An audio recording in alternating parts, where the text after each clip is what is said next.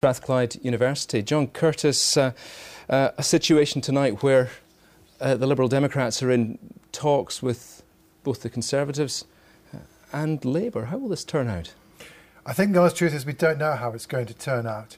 I think certainly what has got to be crucial, if indeed the Labour Party are now going to be able to hang on to power, is they have in some way or another to trump the offer that the Conservatives have made on electoral reform. Conservatives have said, yes, we are willing to ensure that a bill for a referendum on the alternative vote goes through the House of Commons, though, by the way, we still reserve the right to campaign against it in the referendum itself.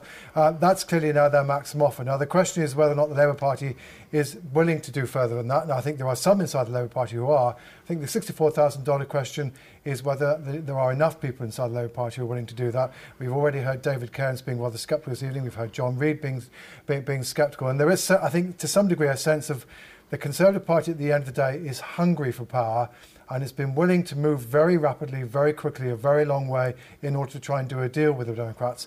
So far, at least, the exception of some like Peter Mandelson and Alan Johnson, it's not entirely clear whether the Labour Party is sufficiently hungry, or certainly as hungry as the Conservatives, and therefore willing to do the necessary deal. Brian, what are your thoughts on that? Do you sense that Labour are sort of lagging behind in this process? I think also the Liberal Democrats are doing three things. First of all, they are genuinely exploring the option of a coalition deal with Labour, although there's a big problem, the arithmetic. They fall short even together. Secondly, I think the Liberal Democrat leadership are placating some in their own backbenchers who are saying, for goodness sake, you're talking only with the Tories, you haven't even talked to Labour. Well, now he has. Thirdly, of course, what the Liberal Democrats are up to is by discussing with Labour the prospect of a coalition. They hope that they are putting pressure, they are encouraging, focusing the minds of the Conservative leadership, and in particular they're saying to David Cameron bluntly, unless you really give us what we want or move towards giving us what we want, it ain't going to be you. You're not going to be Prime Minister. Think on that, Mr Cameron. Do you think we're going to move towards an even more hard-nosed approach perhaps from the Conservatives? We heard William Hague this morning saying that the two negotiating teams were on very good terms. Can they remain on very good terms when they know that Liberal Democrats are also speaking to Labour simultaneously? Well, I think it is fair to say the Conservative Party, at least in public, have been extremely good-natured about the fact that the Liberal Democrats have now assisted in going to talk to the Labour Party, and that in truth it seems pretty clear that the Liberal Democrats have been talking to the Labour Party for at least the 48 hours behind the Conservatives' backs. So far, at least in public, they've been very good about that. I mean, clearly one of the risks the Liberal Democrats face is that if they appear to be getting the impression of double-crossing, at some point the Conservatives may say, hang on, this isn't enough. But so far, at least, relationships are still there. But I think the Liberal Democrats do now know how far the Conservatives are willing to go. They've pushed them a long way. They won't be able to push them any further. So it's only now a question whether or not Labour are willing to trump that offer. That being the case, we've almost reached the bottom line, haven't we? What's the timing now, Brian? I think there'll be some movement, perhaps substantial movement, tomorrow. The indications tonight from the parties, particularly from the Liberal Democrats, is that that's it. We've reached a stasis this evening. I still think it is more probable, far more probable, that there will be a deal between the Liberal Democrats and the Conservative Party, just because it's a question of sums. The sums do not add up for Labour and the Liberal Democrats. You have also a weariness on the Labour side. You have the perspective from many on the Labour side that they should let the Lib Dems and the Tories confront the typhoon of economic problems that is coming and let them make a mess of it, and then Labour perhaps pick up the pieces in a couple of years' time. But I think the truth is, in saying that, Brian, you're really indicating it's Labour's choice as to whether or not they want to stay in power. I think my view is the arithmetic is there. There are in truth 319 Labour and Liberal Democrat MPs once you take into account the SDLP and the Alliance Party.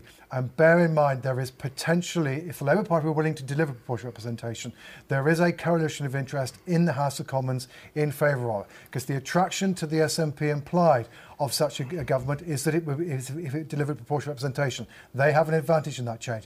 Above all, also, so does Caroline Lucas, the Green MP. So I think, in truth, a Labour Democrat coalition that was committed to doing something about proportional representation would have the numbers. The question is the Labour Party willing to try and deliver such a coalition? And you were mentioning there the SNP's requirement for fiscal autonomy. Is that even a starter? It's a really difficult one for the other parties, because it's a huge ask for only 6 seats. With regard to the Lib Dems, I'm sure they would find Labour perhaps more congenial, and Labour is also offering more on electoral reform, although not yet the PR system the Lib Dems want. The snag is, are they therefore prepared to, if you like, face down the voters of England who have palpably moved from the Labour Party to the Conservative Party, and the Lib Dems are about potentially to thwart that decision. John, your thoughts on timings? Do you expect we will have a deal done by this time tomorrow night? I don't think we necessarily have a deal done by tomorrow night. I think we will probably. I think we might know by this time tomorrow night whether or not there is any possibility of a Labour Liberal Democrat deal. I think probably the parties are going to find out that out fairly quickly. But I wouldn't be surprised if we're still into Thursday or Friday before a final deal is done. Not least, I think, because probably there are still details to be discussed between the Conservatives and Liberal Democrats, even if it seems to be the case fairly early on that it's not going to be possible to do a deal with Labour. Briefly, Brian, do you expect another election this year? I think the voters would find that anathema. I think the political parties consequently would find it a hideous thing to impose upon the voters. I think the voters are always right, and they have said to the political parties, that is the commons we are giving you, live with it. And I think also bear in mind there is no guarantee that another election wouldn't simply produce another hung parliament. Absolutely. Well, gentlemen, better leave it there. Thank you both very much indeed. Well, just before we go, a quick look at the papers. The Scotsman headlines, of course, Gordon Brown's departure, or planned departure. Brown quits to keep Labour in power. The Prime Minister bids to cling on till September party conference. The Independent, along similar lines, the sacrifice, Brown steps down to enable a deal with the Lib Dems. The prize, a progressive alliance to bring about electoral reform. Different spin from the Daily Mail, of course. A squalid day for democracy. Brown quits, but cynically bids to keep Labour in power. And, of course, we'll finish on the Daily Star, as always. Sort it out, you clowns. Well, that's all from me. More news, as always, on BBC Scotland's website.